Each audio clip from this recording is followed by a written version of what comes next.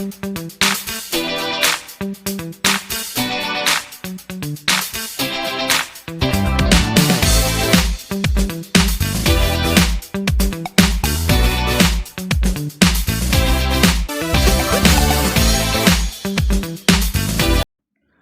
anak-anak, bagaimana kabar kalian? Tentunya Ibu harap kalian selalu dalam keadaan sehat dan selalu bersemangat untuk belajar matematika. Pada video kali ini, Ibu masih membahas mengenai koordinat kartesius. Khususnya hari ini Ibu akan membahas posisi garis terhadap sumbu X dan sumbu Y. Baik, langsung saja Ibu bahas materinya. Nah, posisi garis terhadap sumbu X dan sumbu Y itu dibedakan menjadi 3. Yang pertama, sejajar. Suatu garis akan sejajar dengan sumbu X dan sumbu Y jika tidak memiliki titik potong. Jadi suatu garis akan sejajar jika posisinya seperti ini ya. Di sini misalkan sumbu Y, ini sumbu Y, berarti garis yang sejajar, maka di sini letaknya. Atau di sebelah kiri dari sumbu Y, seperti itu posisinya. Nah, jika nanti suatu garis sejajar sumbu X, di sini sumbu X, nah ini sumbu X, berarti garis yang sejajar, berarti itu di atasnya atau di bawah sumbu X. Jadi kedua garis ini tidak akan berpotongan, seperti itu. Kemudian yang kedua, tegak lurus. Suatu garis akan tegak lurus terhadap sumbu X atau sumbu Y jika kedua garis memiliki titik potong dan sudut perpotongannya itu membentuk sudut siku-siku. Misalkan ini sumbu Y, berarti garis akan tegak lurus dengan sumbu Y jika posisinya seperti ini. Misalkan ini garis G. Jadi di sini sudutnya itu adalah siku-siku atau 90 derajat. Nah, misalkan lagi jika sumbu X, ini sumbu X, berarti garis akan tegak lurus dengan sumbu X jika posisinya seperti ini. Misalkan ini garis H. Jadi ini juga membentuk sudut siku-siku. Maka posisinya adalah tegak lurus. Kemudian kemungkinan yang ketiga, tidak sejajar dan tegak lurus dengan sumbu X dan sumbu Y atau berpotongan. Misalkan seperti ini Ibu gambarkan ya. Ini sumbu Y, di sini sumbu X. Berarti garis tidak akan berpotongan, tidak akan tegak lurus atau sejajar dengan sumbu X dan sumbu Y. Berarti seperti ini posisinya. Bisa seperti ini atau menyilang ke sana. Ya, seperti itu posisinya. Nah, baiklah anak-anak, sekarang supaya kalian lebih paham, kalian bisa perhatikan beberapa garis berikut. Nah, yang pertama itu adalah garis G. Bagaimana posisi garis G terhadap sumbu X? Posisinya adalah sejajar dengan sumbu X karena dia tidak berpotongan, berarti sejajar dengan sumbu X. Terhadap sumbu Y, posisinya adalah tegak lurus. Jadi garis G sejajar dengan sumbu X dan tegak lurus terhadap sumbu Y. Dan garis yang kedua. Garis yang kedua adalah garis H. Bagaimana posisi garis H dengan sumbu X? Ya, garis H dengan sumbu X posisinya tegak lurus. Jadi itu membentuk perpotongannya membentuk sudut siku-siku. Jadi kedudukannya tegak lurus. Dengan sumbu Y posisinya adalah sejajar. Nah, jadi garis H tegak lurus dengan sumbu X dan sejajar dengan sumbu Y. Kemudian garis yang ketiga adalah garis K, garis yang berwarna merah. Berarti dengan sumbu X, apakah garis K sejajar? Tidak ya, karena punya titik potong. Apakah tegak lurus?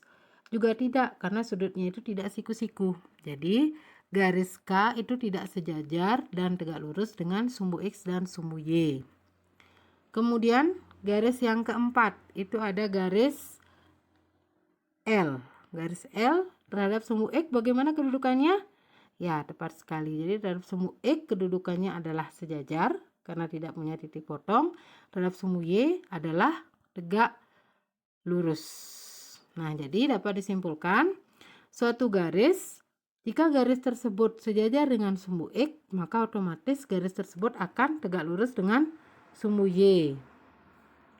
Kemudian jika suatu garis tegak lurus dengan sumbu X, berarti nanti dia akan sejajar dengan sumbu Y. Seperti itu ya. Bagaimana anak-anak, bisa dipahami? Jika sudah bisa dipahami, Ibu akan lanjutkan ke contoh soal. Soal yang pertama, gambarlah garis L yang melalui titik A 2,4 dan sejajar dengan sumbu Y. Nah, berarti di sini kita akan buat penyelesaiannya dulu dengan langkah-langkah. Yang pertama, kita gambar dulu titik A dengan koordinat 2,4 pada koordinat kartesius. Kita gambarkan titik A dengan koordinat 2,4. Ya, seperti itu ya. Masih ingat kan kalian menggambar koordinat? Jadi di sumbu X2, sumbu Y4, kita cari titik perpotongannya, itulah titik koordinat A 2,4. Selanjutnya, setelah kita menggambar titik A, kita gambar garis L melalui titik A dan sejajar dengan sumbu Y. Nah, berarti kita buat garis L supaya dia sejajar dengan sumbu Y. Gimana letak garisnya? Letaknya ya di sana ya letaknya. Jadi garis tersebut melalui titik A dan posisinya sejajar dengan sumbu Y. Jadi seperti itu. Di sana letak dari garis L. Baiklah. Kalau seperti ini garisnya bisa nggak Bu Guru? Misalnya Ibu tulis di sini ya, gambar di sini garisnya. Nah, itu kan melalui titik A. Apakah bisa apakah ini juga garis L? Ada yang bisa jawab? Tidak ya.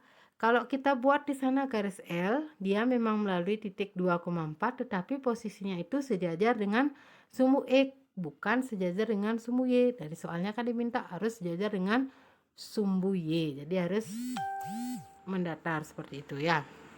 Nah, berikutnya Ibu akan lanjutkan contoh yang kedua. Nah, diketahui ada 3 buah titik ya. Titik A 3,2, titik B -4, titik C -5,2. Jika dibuat garis yang melalui titik A dan B, bagaimanakah kedudukan garis terhadap sumbu X dan sumbu Y? Pertanyaan yang kedua, jika dibuat garis yang melalui titik A dan C, bagaimanakah kedudukan garis terhadap sumbu X dan sumbu Y? Soal yang ketiga, jika dibuat garis yang melalui titik B dan C, bagaimanakah kedudukan garis terhadap sumbu X dan sumbu Y? Nah, berarti di sini kita lakukan langkah yang pertama adalah menggambar dulu koordinat titik A, B, dan C. Titik A koordinatnya 3,2. Berarti sumbu X 3, sumbu Y 2. Kita cari titik pertemuannya. Nah, letaknya di sana ya, titik A 3,2. Kemudian kita buat titik B dengan koordinat 3,-4. Berarti sumbu X 3, sumbu Y -4. Kita cari titik pertemuannya. Ya, seperti ini ya. Sumbu X 3 ke sumbu Y -4. Berikutnya titik C dengan koordinat -5,2. Berarti sumbu X -5, sumbu Y 2. Jadi di sana letak dari titik C. Nah, berikutnya kita akan jawab soal nomor 1 dulu. Jika dibuat garis yang melalui A dan B, jadi kita hubungkan titik A dan B sehingga terbentuk garis seperti ini. Bagaimanakah kedudukan garis terhadap sumbu X dan sumbu Y? Jadi garis AB itu terhadap sumbu X bagaimana kedudukannya? Nah, karena membentuk tanda tambah berarti kedudukannya adalah tegak lurus terhadap sumbu X. Kemudian terhadap sumbu Y adalah sejajar. Jadi garis yang melalui titik A dan B tegak lurus terhadap sumbu X dan sejajar dengan sumbu Y. Kemudian yang kedua, kita hubungkan titik A dan C. Ya, dilihat pada garis warna merah. Bagaimana posisinya terhadap sumbu X? Ya, posisinya adalah sejajar karena kedua garis tersebut tidak berpotongan. Jadi posisinya sejajar, maka karena sejajar sumbu X berarti pasti tegak lurus dengan sumbu Y karena membentuk tanda tambah. Seperti itu ya.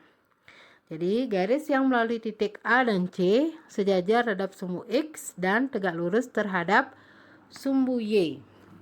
Nah, terakhir kita hubungkan titik C dan titik B. Nah, itu garis yang berwarna hijau. Bagaimana posisinya terhadap sumbu X dan sumbu Y? Terhadap sumbu X tidak sejajar ya. Terhadap sumbu Y juga tidak sejajar. Terhadap sumbu X, apakah tegak lurus? Tidak juga. Kenapa tidak? Karena titik potongnya itu, nah ini ya titik potongnya.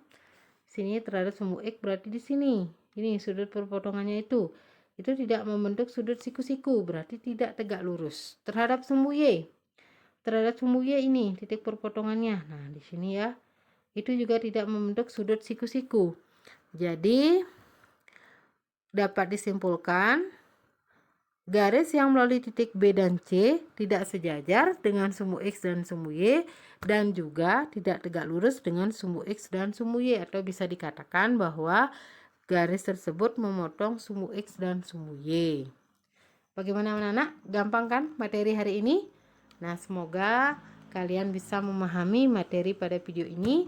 Jika masih belum paham, kalian bisa mengulangi lagi penjelasan Ibu.